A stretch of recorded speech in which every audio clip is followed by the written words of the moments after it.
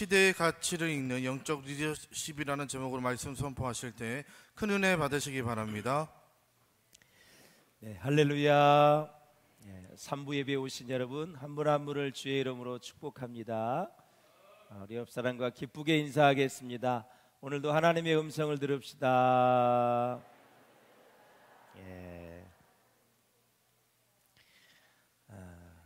신학자 로버트 슐라이트는 그의 책에서 무슨 얘기를 하냐면 복음은 진공에 떨어지지 않는다 그랬어요. 복음은 진공에 떨어지지 않는다. 이게 무슨 말이냐면 복음은 그 시대의 문화라는 옷을 입고 전달이 된다라는 것입니다.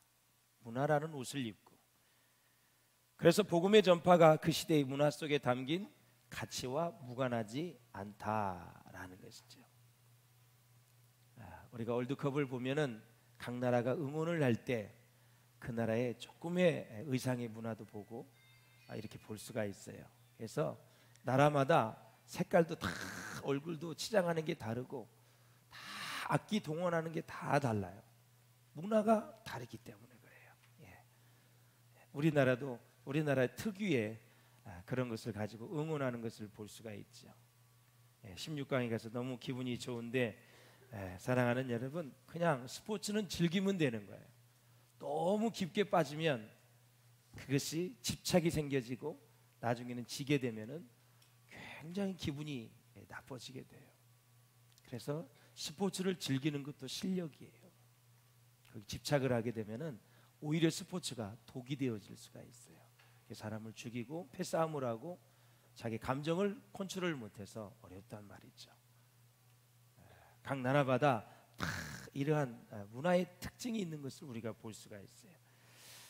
자, 같은 맥락에서 기독교 리더십과 영성이라는 주제를 생각할 때에도 우리가 살고 있는 이 시대의 가치와 의무를 고려해야 된다라는 사실이죠. 자, 우리나라가 복음이 들어온 지 한 130년이 넘어가고 있어요. 자, 개신교의 역사를 돌아보면 각 시대에 맞는 기독교적 리더십의 형태가 있었다는 사실을 우리가 볼 수 있는데요. 먼저 일제 치하를 보면, 자, 조국의 독립을 위해 싸우는 애국 신앙의 리더십이 엄청 크게 부각됐죠. 그래서 우리 33인 중에서 나라의 독립을 위해서 일제 때 서명을 할 때도 거의 기독교가 반을 차지했죠. 그래서 이 나라를 빼앗겼을 때 나라를 지키고 회복하려는 그런 마음이 신앙으로 연결이 되는 거죠.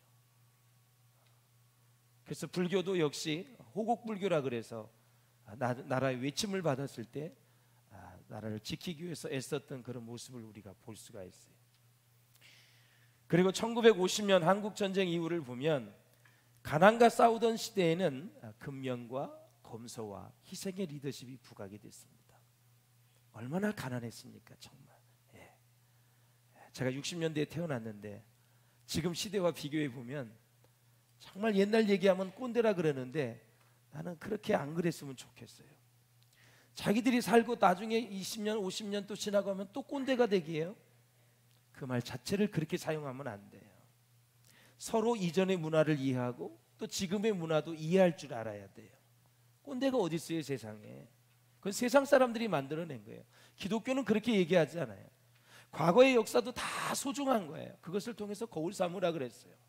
애굽에 있을 때를 생각해라. 광야에 있을 때를 생각해라. 그래서 우리가 이 땅을 살아가면서 정말 50년대 이후에 가난과 싸우던 시대에 이 근면과 검소와 이 희생의 리더십을 우리가 보면서 정말 이게 잘 살아가는 이 시대에 어떠한 교훈을 가지고 또 살아야 되는가라는 거죠. 재미가 없어도 과거는 우리가 겪었던 거고 우리의 부모와 우리의 할아버지 할머니가 다 겪었던 거예요. 거기서 벗어날 수가 없어요. 경제적 성장을 추구하던 1960년대 이후에 보면은 그때는 정말 이제 경제의 동력이 생겨서 도전과 개척 그리고 성공의 리더십이 많이 이제 중요하게 생각되었던 시대였습니다. 자, 그 위에 이제 리더십을 보면 한국교회 리더십은 한마디로 지금 방황하고 있는 모습이다. 특별히 21세기를 앞으로 또 미래를 이끌어 가야 될 그런 시대적 가치가 무엇인지를 알고는 있지만 어떨 때는 파악도 못하고 파악이 됐는데도 그것이 너무 부담스러워서 그냥 줄을 놔버리는 그런 상황에도 참 많이 있습니다. 지금 청와대 앞에 계속해서 1인 시위를 하고 있습니다. 큰 교회 목사님을 중심으로 해서 1인 시위를 하고 있어요. 그동안은 뜻있는 사람들이 했는데 마지막 계속 줄을 잡고 있는데도 국회에서는 지금 바로 통과 직전에 있습니다. 이렇게 세상의 가치관에 거세게 밀어올 때 그 가치가 성경에 부합하지 않아서 우리가 요구를 해도 이제 대세에 밀려서 그것이 다 이제 차별금지법이나 이런 것들이 다 이제 통과가 되게 되는 거죠. 예. 우리가 하나님 앞에서 해야 될 일은 최선을 다하는 것입니다. 백성들에게 다 얘기하는 것입니다. 이것이 잘못되어졌다. 예. 그래서 성경적인 가치관을 가지고 사는 사람과 세상의 가치관을 가지고 사는 사람의 가치관의 충돌이 일어나는 거죠. 예. 왜 광화문에서도 진보와 보수가 계속 집회를 하고 있습니다. 도대체 그들이 얘기하는 가치가 무엇입니까? 여러분, 가치가. 예. 나는 이 편이니까 이걸 지지하고 나는 이 편이니까 이걸 지지하는 게 아니라 모든 뉴스는 성경을 통과해야 됩니다. 성경에 부합해야 된다는 거죠. 여러분이 진짜 크리스찬이라면 성경에 부합해서 살아야 되고 성경의 가치관이 참 내가 살기 힘들어도 그것을 붙잡고 끝까지 유지하며 가야 된다. 할렐루야. 과거 50년간 한국 사회의 모습을 보면 지난 반세기의 한국 사회를 주도한 최고의 가치는 뭐예요? 바로 성장입니다. 성장. 정말 쉼 없이 달려왔습니다. 그래서 저 어렸을 때 보면은 주일날, 일요일날에는 부역을 했어. 부역. 풀을 깎고 휴지를 줍고 여러 가지 도로가 폐인되는 또 이렇게 보완도 하고 그래서 새벽에 종이 울립니다. 그리고 나서 노래가 들려요. 무슨 노래? 잘 살아보세. 잘 얼마나 크게 틀어놓는지 잠을 잘 수가 없어.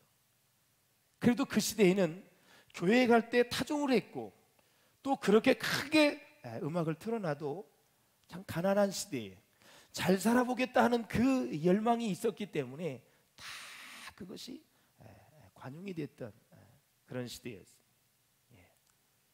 모든 대통령의 선거 공약을 보십시오. 첫째가 경제의 부흥입니다. 성장입니다.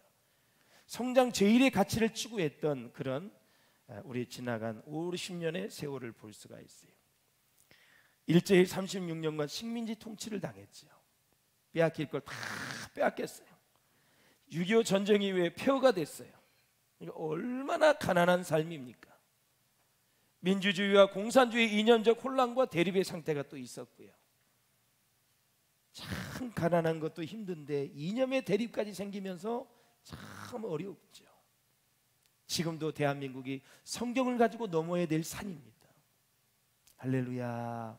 성경을 가지고 넘어야 돼요. 그 어떤 것도 넘을 수가 없어요. 대한민국이 얼마나 감정적인 민족인지 하여튼 내 편이면 그냥 무조건 옳건 그렇건 내 편이야. 근데 기독교인은 그렇게 살면 안 돼요. 성경이 중심이 돼요. 성경. 그래서 세상의 변화가 안 일어나는 거예요. 성경이 중심이 돼야 돼요. 그래서 여러 가지 경제 공약 모든 프로젝트가 잘 살고 싶다는 소망을 품게 해주었습니다. 실제로 반세기 동안 대한민국의 경제는 한강의 기적을 이루었죠. 2022년 카타르 이 월드컵이 우리나라가 도하의 기적이라 그래서 16강에 들어갔습니다. 어쩌면 그렇게 경우의 수가 우리가 원하는 대로 됐잖아요. 우루과이가 가나를 2대0으로 이기고 우리가 또 2대1로 이기고 똑같은데 많이 넣고 많이 먹었어요. 그래도 그게 우선이라 그게 에서 통과가 된 거예요. 도하의 기적이라 그러는데 대한민국의 경제의 부흥, 한강의 기적이 지금도 계속 이어지고 있어요. 70년대까지 보면 우리보다 잘 살았던 나라가 필리핀입니다. 태국이 더 잘 살아요. 우리보다. 말레이시아가 더 잘 살았습니다. 지금은 우리가 훨씬 더 잘 살게 되었지만, 경제적으로 앞서게 되었지만 70년대까지만 해도 필리핀, 태국, 말레이시아보다 훨씬 못 살았던 민족이 대한민국입니다.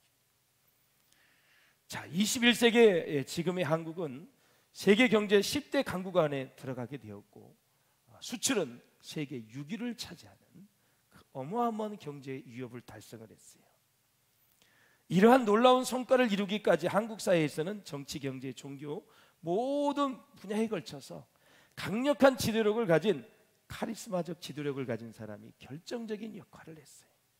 거기에 군사 문화까지 더해져서 우리는 카리스마의 문화에 굉장히 적응을 잘하는 민족입니다. 까라무까 그 문화가 우리나라의 이 군대 문화 아닙니까? 거기에 그 경직된 유교 문화까지 합세돼 가지고 위계 질서, 그 다음에 카리스마. 그래서 이 군사 정권을 잡은 사람이 쿠데타를 일으켰고, 그것이 또 먹히는 나라. 그렇게 돼서 대한민국은 카리스마를 가진 지도자를 은연중에 마음속에 좋아하는 것이 있어요. 그 결단력이 있고 추진력이 있고 그런 결단력.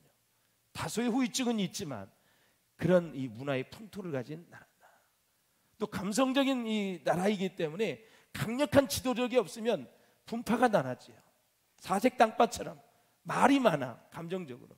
근데 강력한 지도력을 발휘하지 못하면 이걸 잘 이끌어가지 못하는 이 문화가 바로 대한민국의 문화라는 거죠.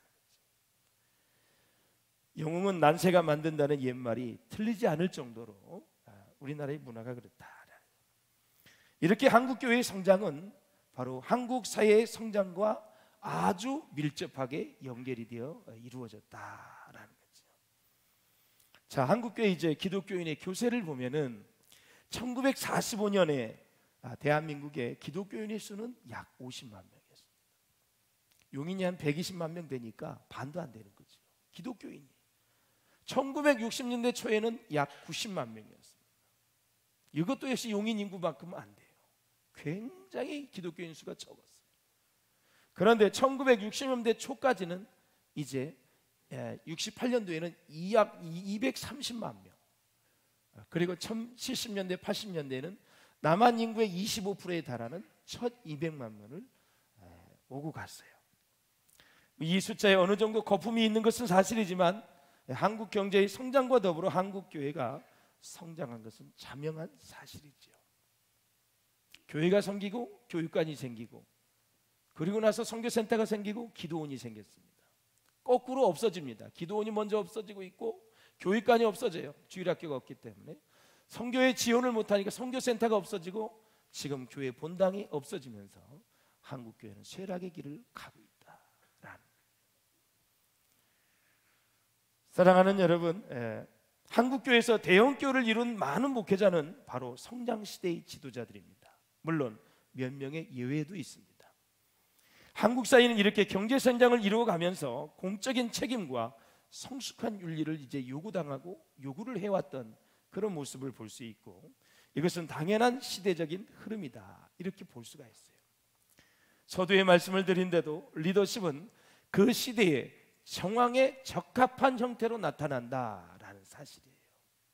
시대를 알아야 돼요. 바로 리더십을 발휘하기 위해서는 시대적 가치의 분별이 필요하다는 것을 말해주고 있는 거예요. 1900 한일합방서부터 시작을 해서 지금 2022년까지 그 시대의 흐름을 다 보아야 돼요. 그렇다면 리더십의 정의는 여러 가지가 있지만 한번 본다면 한번 읽어보겠습니다. 시작. 설정된 목표를 이룰 수 있도록 대화와 설득과 행동을 통해 영향력을 발휘해 사람들을 움직이는 계문을 기술이다. 이게 리더십입니다.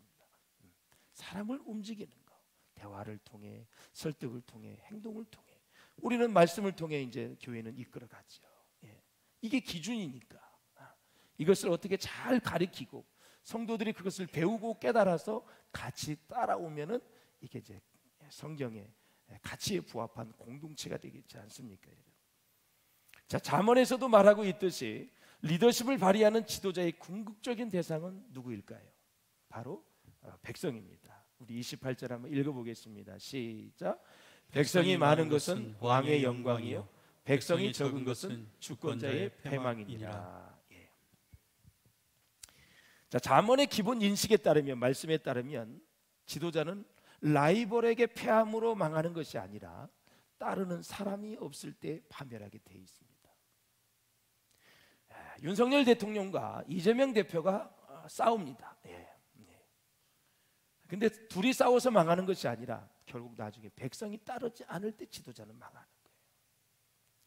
교회에서도 리더 간에 여러분 알력과 시기와 질투하면 안 돼요. 그러는 사이에 백성들은 그를 따르지 않습니다. 항상 순장이든 또 남전도 여전도이든 교회 담임 목사도 마찬가지예요.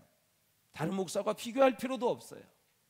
지금 나를 따르고 있는지 안 따르고 있는지, 따라도 말씀에 근거해서 따르고 있는지, 윽박질러 가지고 막 억압을 해서 따르고 있는지, 진짜 감사하는 마음으로 하나님의 말씀에 순종해서 따르고 있는지, 이것을 잘 우리가 분별을 해야 된다. 지도자는 둘이 라이벌 관계에 싸워서 여러분 망하는 게 아니에요. 따르는 사람이 없을 때 망하는 거예요. 절대 지도자 간에는 그렇게 시기와 질투와 알력을 해서 이루어서는 안 된다. 서로 격려해주고 위로해주고 세워주고, 그게 하나님 나라의 원리입니다. 예수님이 죽어주심으로 우리 모두를 구원해 주셨고 우리를 다 세워주셨어요. 천국으로 갈 수 있도록 길을 열어주셨단 말이죠. 할렐루야. 그래서 리더십이 중요하다라는 거예요. 자, 사람들이 일하는 목적은 보통 세 가지 중에 하나입니다. 왜 일을 하는가? 첫째는 돈을 버는 것입니다. 노동이죠. 돈을 벌기 위해 노동을 하는 거예요. 여러분, 돈을 벌기 위해 지금 노동하고 직장 출근하고 있습니까? 생각을 고치십시오. 두 번째, 이름과 권력을 얻는 것입니다. 출세의 수단으로 돈을 하고 일을 하는 거죠. 제가 권면하는 것은 세 번째입니다. 세 번째가 뭐예요? 사명을 수행하는 것이다. 내가 아침에 직장과 학교, 사업장에 출근을 할 때 돈을 벌기 위해서 가면 여러분 너무 저차원이에요. 나는 하나님의 나라를 위해서 하나님이 내게 주신 직장 천직으로 알고 기쁨으로 출근하고, 퇴근할 때는 가정이 있으니 얼마나 감사해요. 2배의 기쁨을 가지고 퇴근하는 거예요. 이런 마음 가지고 일을 하셔야 여러분 진정한 하나님의 자녀답게 사는 거예요. 출근할 때 인상 쓰지 마세요. 짜증내지 마세요.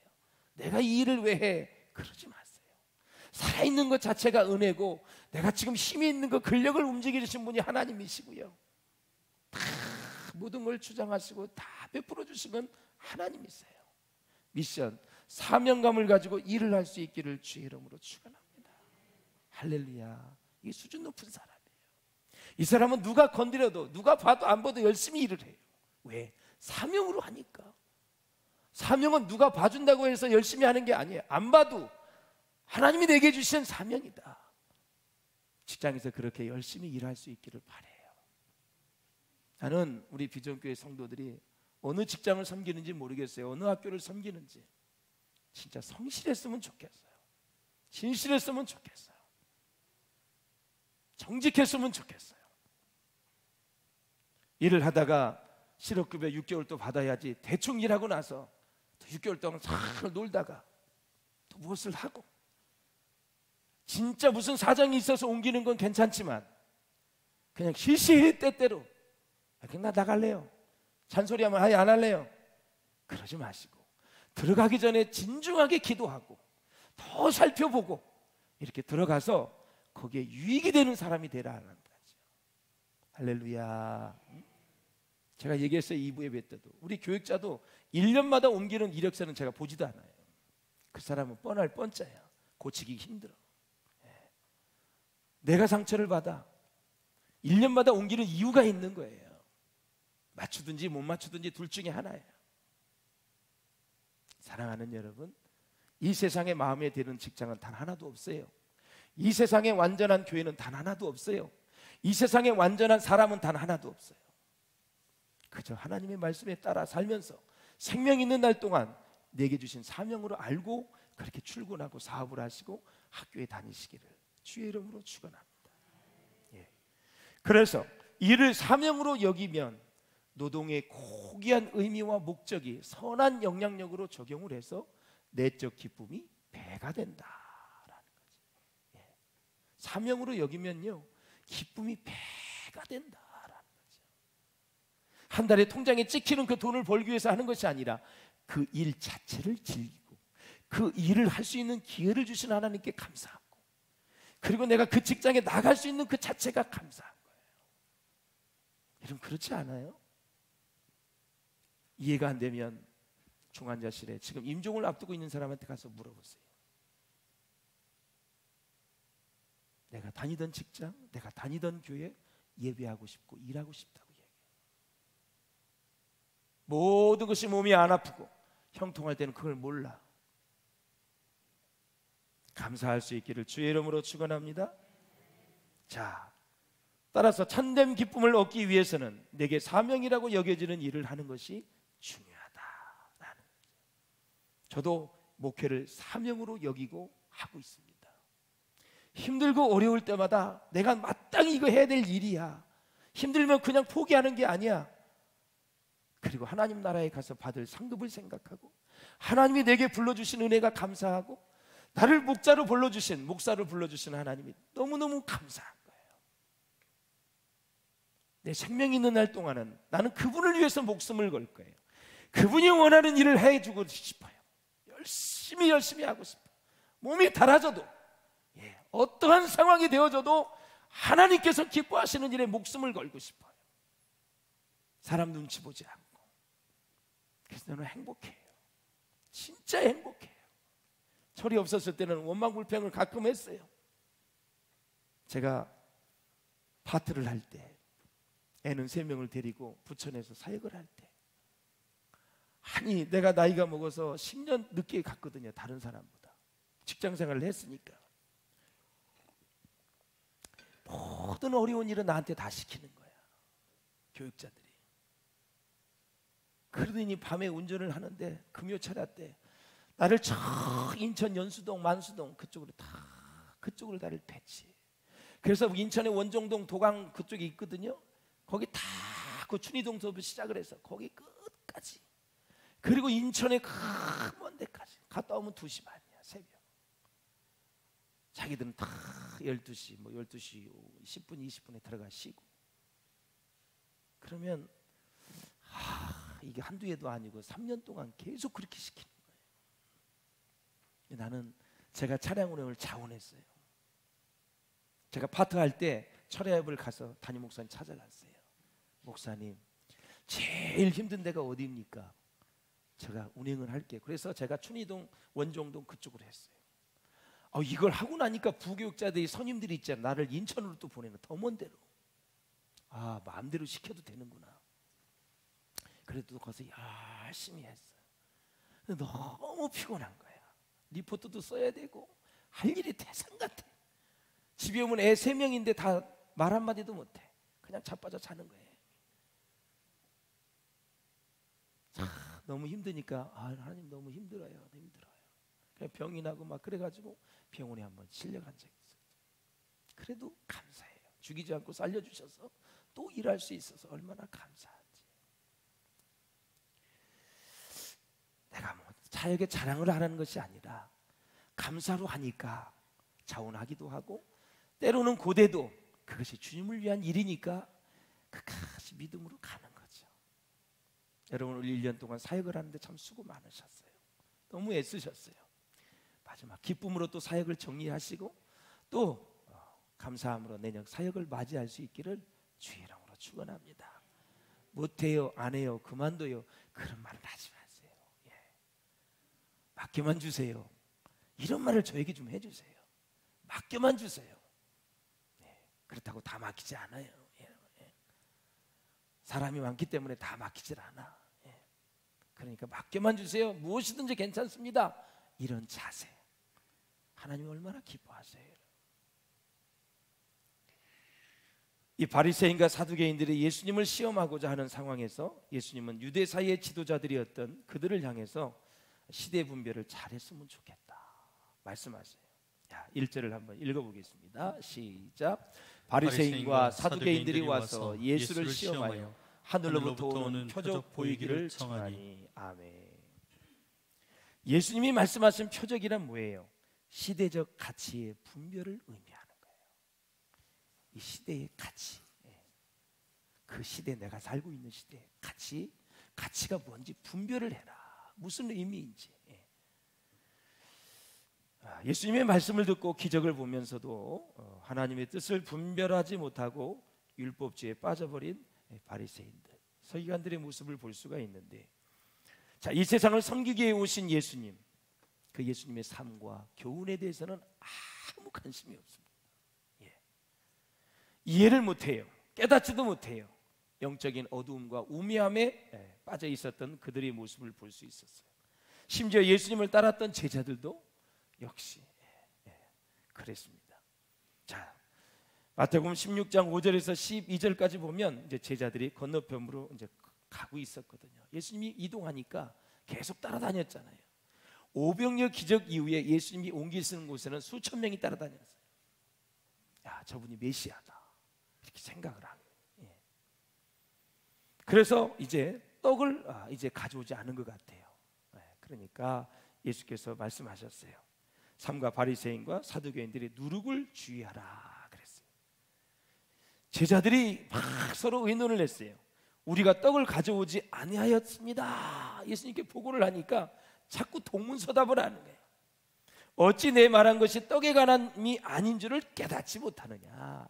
내가 입으로 먹는 떡을 얘기한 것이 아니다 이거죠. 오직 바리새인과 사두개인들의 누룩을 주의하라. 그제서야 제자들이 떡의 누룩이 아니요 바리새인과 사두개인들의 교훈을 조심하라는 삼가라는 말씀이구나. 그때야 깨달았다라는 거지. 제자들도 마찬가지였어요. 깨닫지를 못하는 거예요. 이 말씀을 깨닫는 게 큰 은혜인 줄로 믿습니다.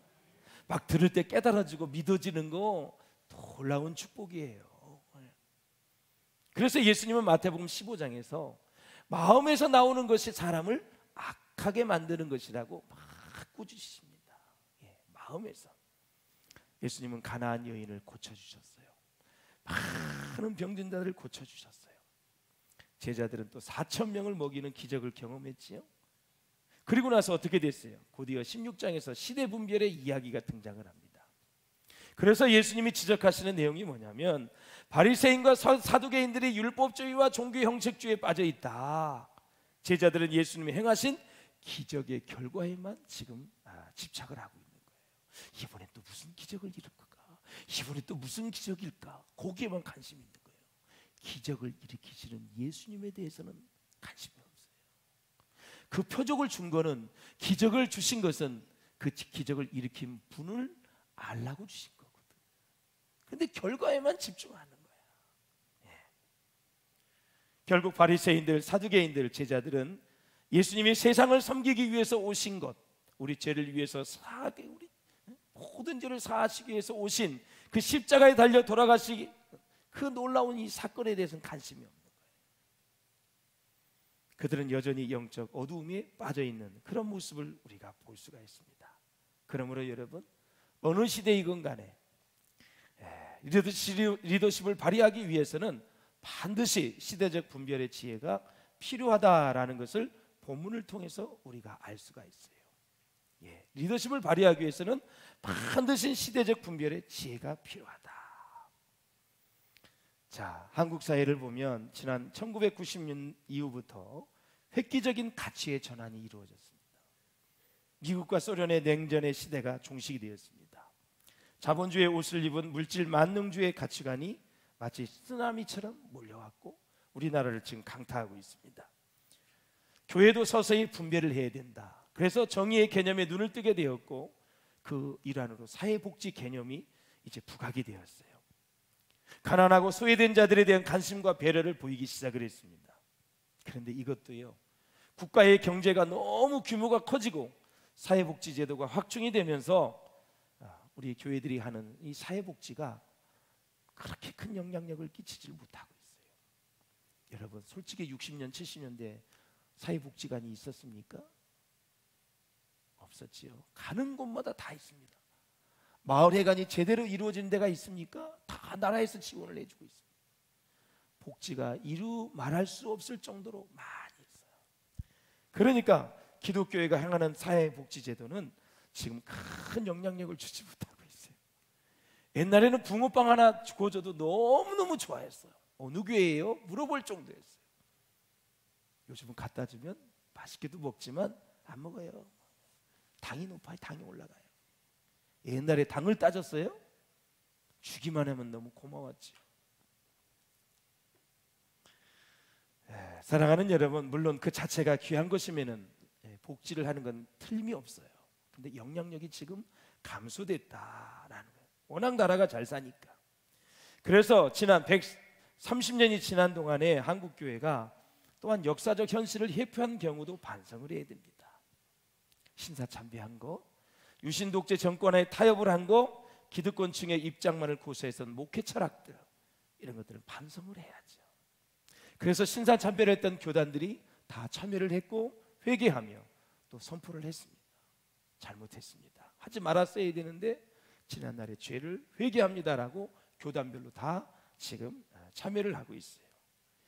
그러므로 부족한 저를 포함하여 우리 교회 지도자들은 무엇보다도 지금 우리가 살아가는 이 시대적 가치를 포착해낼 줄 아는 영적인 통찰력을 가진 리더십이 있어야 된다라는 그런 평신도 지도자들이 또 생겨야 되고 그래야 돼요.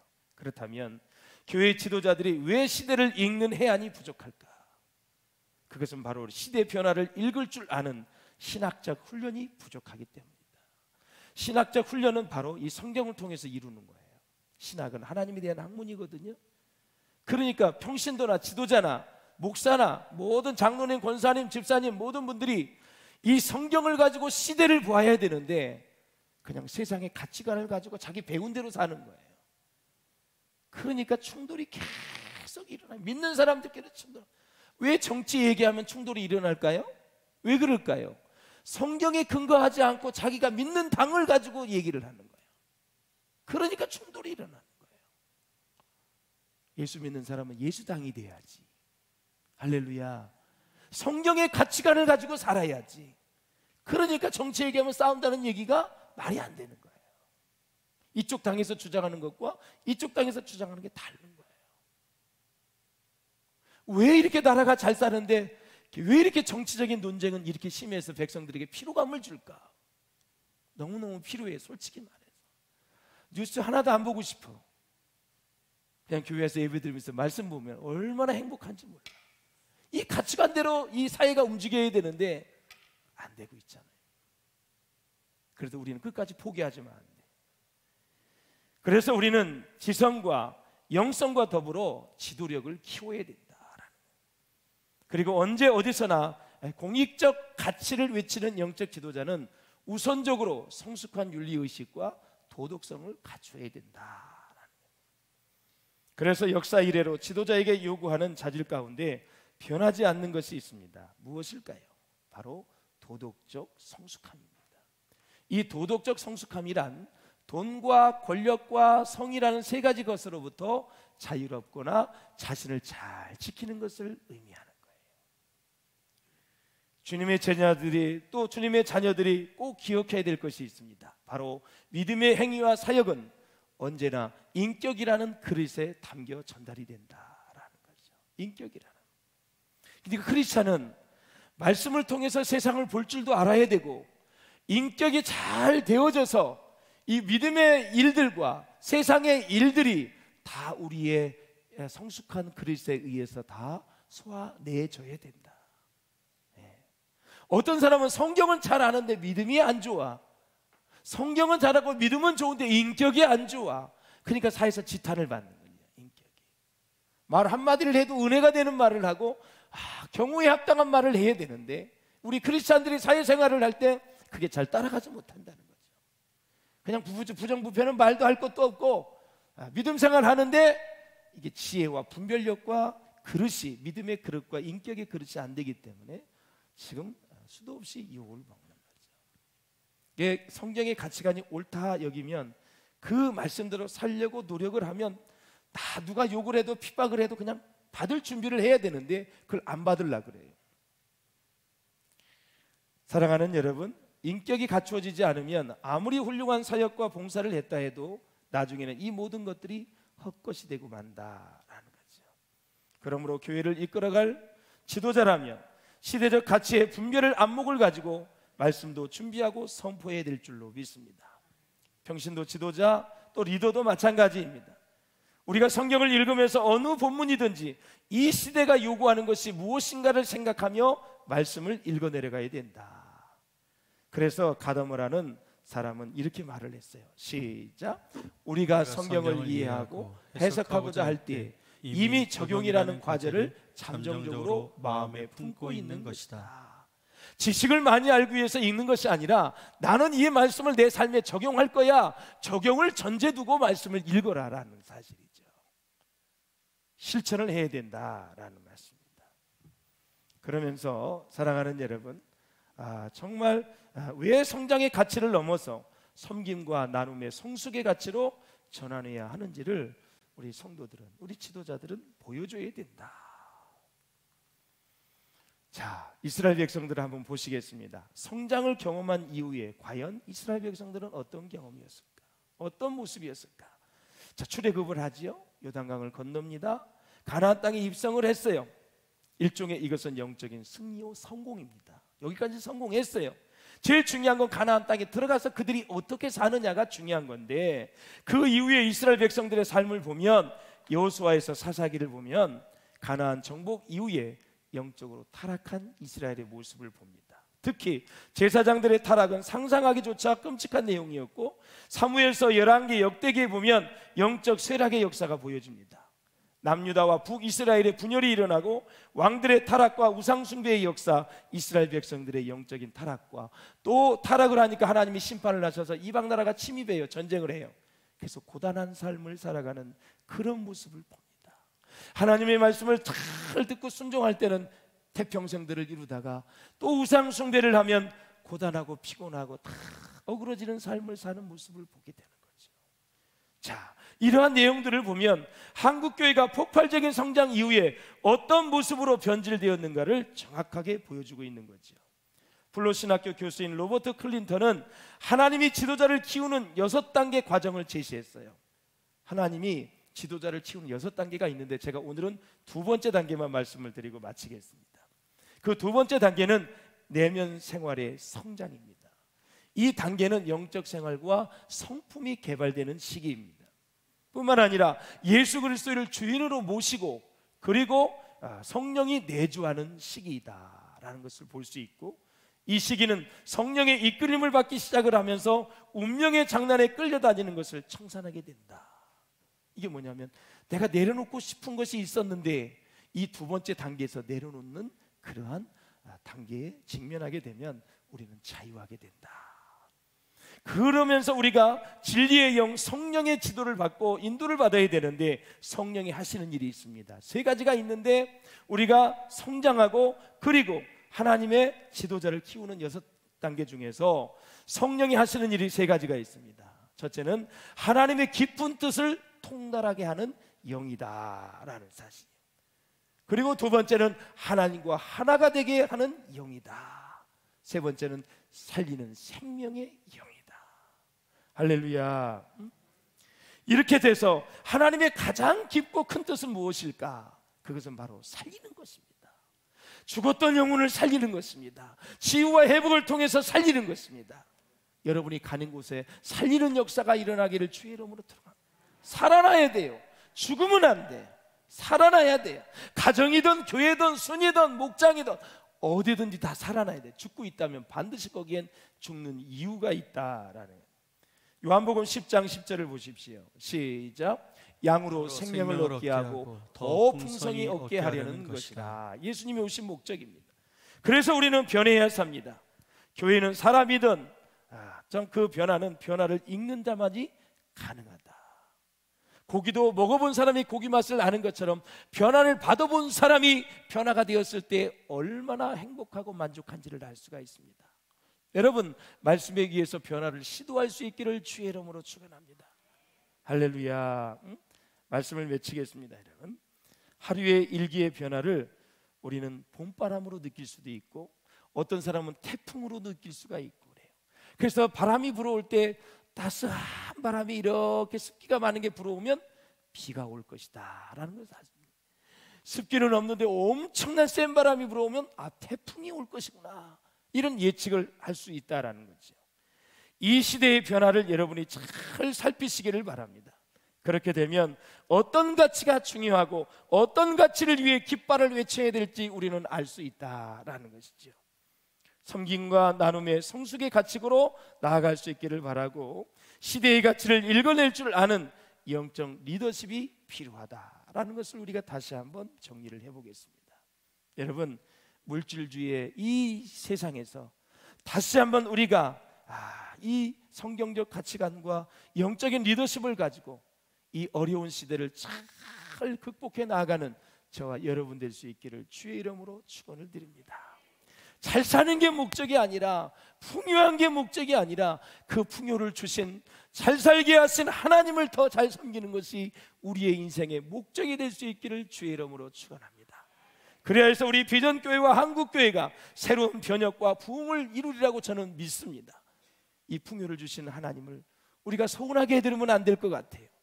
정말 우리가 가난하고 어려웠던 일제시대와 이 6.25를 거쳐서 여기까지 왔습니다. 여기에서 이제 남는 것은 무너지는 것밖에 없습니다.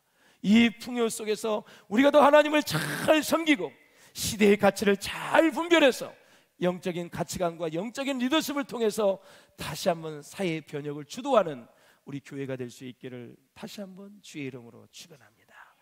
기도하겠습니다. 함께 기도하실 때 하나님 아버지, 시대의 가치를 읽어낼 수 있는 영적인 리더십을 주시고 영적인 가치관, 성경적인 가치관을 가지고 세상을 변화시키는 우리 모두가 되게 하여 주옵소서. 진리의 영 성령이 하나님의 깊은 뜻을 통달하게 할 줄로 믿습니다. 하나님과 하나가 되게 해 주실 줄로 믿습니다. 살리는 생명의 영이 우리 가운데